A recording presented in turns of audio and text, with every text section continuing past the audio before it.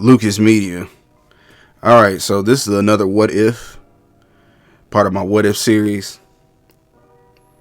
And we will talk about the original fight that was supposed to happen in 1991 between Mike Tyson and Holyfield. And I'll give my predictions of who would have won and how sports would have changed. So, they were supposed to originally fight in June of 1990. But Buster Douglas ended up knocking Mike Tyson out in Japan when Buster Douglas was a 40+1 underdog. He beats Mike Tyson. Buster Douglas becomes undisputed in the 3-belt era. The next fight, Buster Douglas loses to Evander Holyfield. Now he was overweight. He loses to Evander Holyfield in the first round. And Evander Holyfield is now the undisputed champion. However, most people, because people love Mike Tyson so much, they thought that the belt still belonged to Mike Tyson. So they ended up going through this negotiation.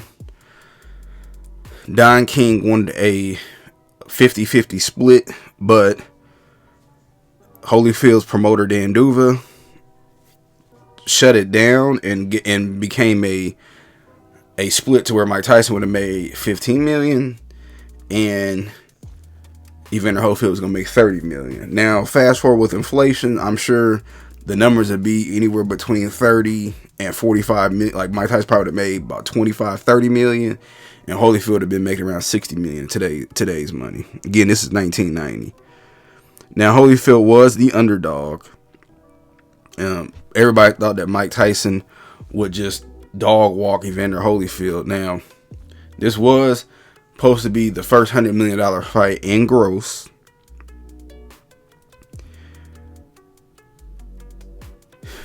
And now I'm going to give my prediction. So, I'm going to be honest with y'all. I think Holyfield would have stopped Mike Tyson. Let me tell you why. Mike Tyson was already a shell of himself at this moment. He had fired Kevin Rooney in 1988. He had got that big public divorce with Robin Givens. Him and Bill Caden was no longer on speaking terms, his manager. Cuss was gone. Jim Jacobs was gone, his other co-manager.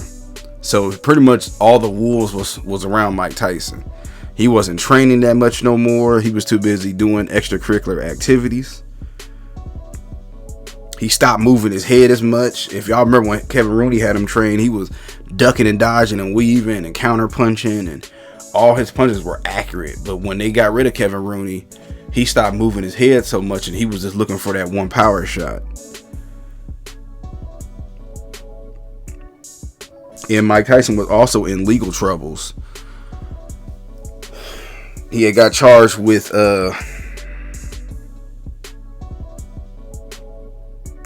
grape in the summer of 1991, and they were supposed to fight later on that year. So I think that was also a huge deal, because you got charged over the summer, but then y'all supposed to fight in November of 1991.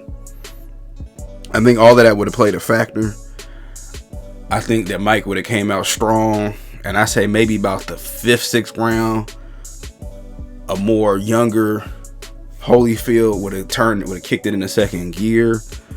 And I'm going to say maybe by the 10th, 11th round, Holyfield would have stopped Mike Tyson.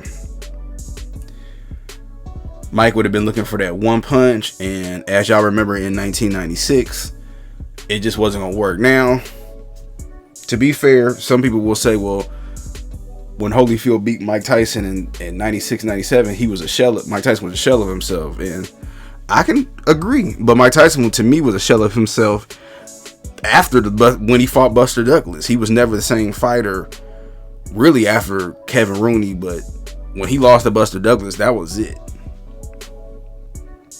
Now, I do think that Holyfield would have became America's fighter. And as y'all can see, he ended up splitting between Riddick Bowe. He beat George Foreman. Y'all remember when the Fan Man or whatever came in the ring? I remember watching that when he was fighting Riddick Bowe and it stopped the fight. But Holyfield would have been the more idolized fighter. Now, Mike Tyson still would have put fans in the seats. but that would have been his second loss within a year,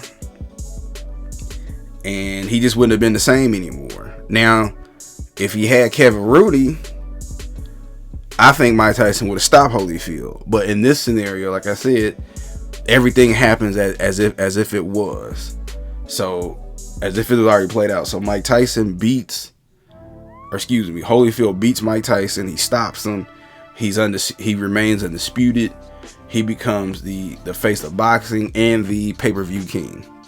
Mike Tyson's still number 2, but the world will always know that Holyfield beat Mike Tyson. Now, people will still give Holyfield a little bit of flack because he had lost to Buster Douglas, but you couldn't say, oh, he went to jail and all of that as if it wouldn't have happened in the later 1990s. But unfortunately, boxing fans was robbed of that fight at the time. And the reason why the fight didn't happen, was because Mike Tyson got hurt. My bad, I forgot to mention that. He got hurt during training. They wanted the fight to be delayed.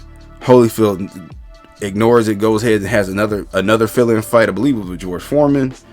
And the fight just never happened because Mike Tyson ended up going to jail.